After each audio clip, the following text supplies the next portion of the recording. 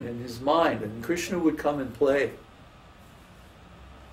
See, if you create this mood, this atmosphere, that's what Srimati Radharani does. She's the queen of Vrindavan. Huh? And her right-hand lady is Vrinda Devi. Vrinda Devi is the goddess of the jungle. Tulsi. Yeah, Tulsi. She's the goddess of the jungle of Vrindavan.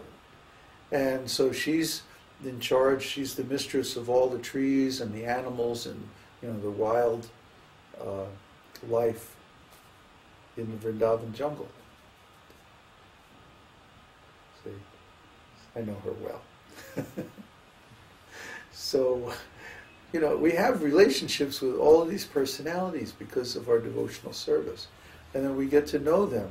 And I mean, this is just so much more wonderful than worrying about, you know, all this material nonsense. And I mean, you can't imagine, it's just so wonderful.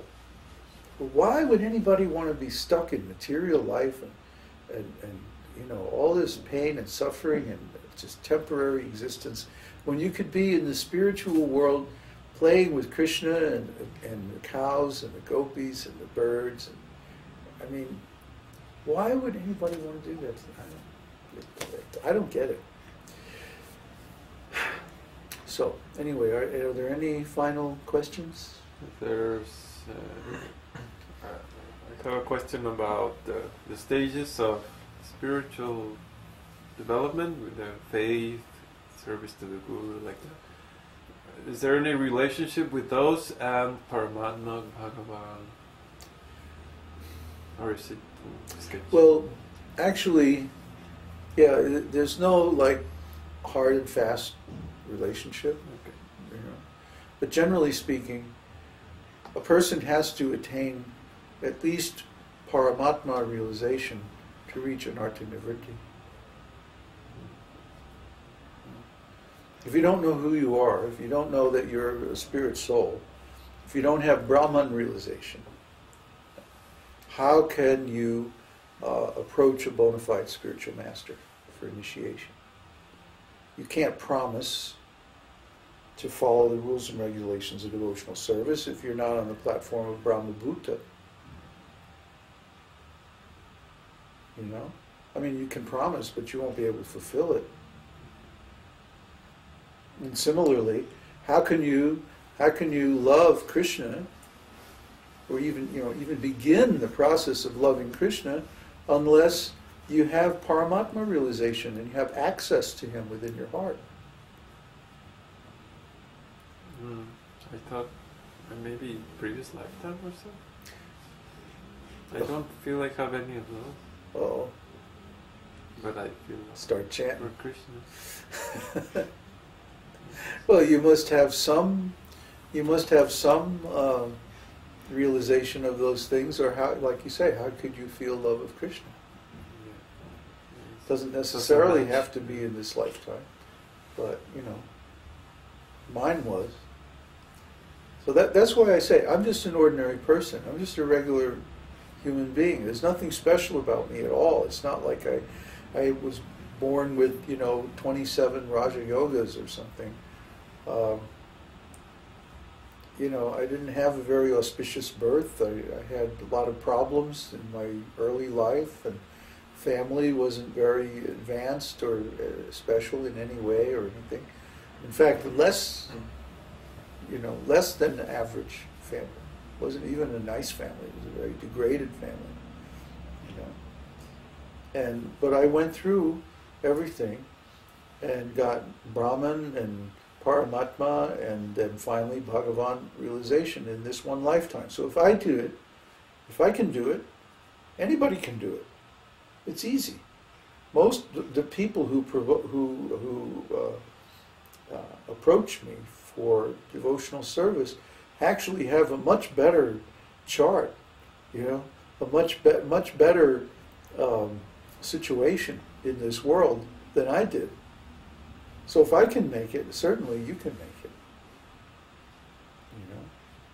I'm not very special or unusual type of person, but what was different about me was that I was unwilling to settle for anything less. My godbrothers were all willing to settle for a religious group and for a process based on politics. I was unwilling to settle for that. I refused to accept that.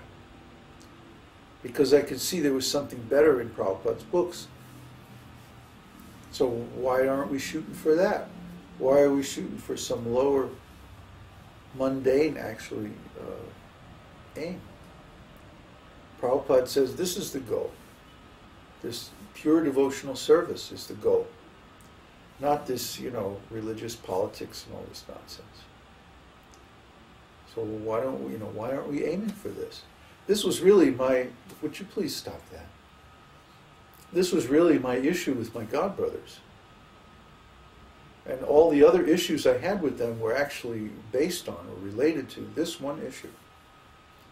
That Śrīla Prabhupada is giving in his books that pure devotional service, pure love of Godhead is the aim. Pure Kṛṣṇa consciousness, complete self-realization, that's the aim. That's what we're doing here. That's what we should be going towards.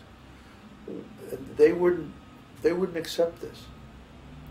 They say, no, it's just about power and money and influence and stuff like this. And I refused to accept this, and I was always questioning this. Why have we accepted a lower standard? Śrīla Prabhupada gave this much higher standard, and we should be doing that. They didn't like this. They didn't like to be reminded of this. And they made my life really difficult, hellish. So fortunately now we're beyond that stage of life, and we're able to preach independently by Prabhupada's blessings, by his instructions. So now we're doing it our way. It's working out very nicely. Question from Tiago. We just saw that Krishna is ever youthful. Do our spiritual body get old? No. Question from Prasad. At the time when the jivas fell down, they should all have started with neutral karma. How did... What? At the time... Oh, sorry. Who's this from? Prasad. Where does it say that in the scriptures? Are you making that up?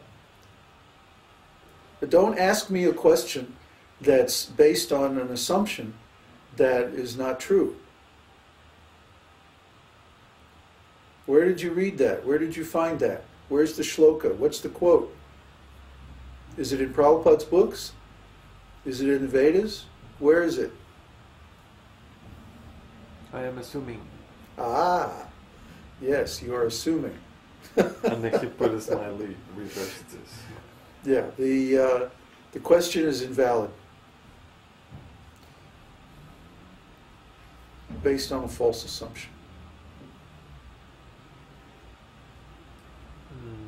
Mother Indira commented, Bharatanatyam.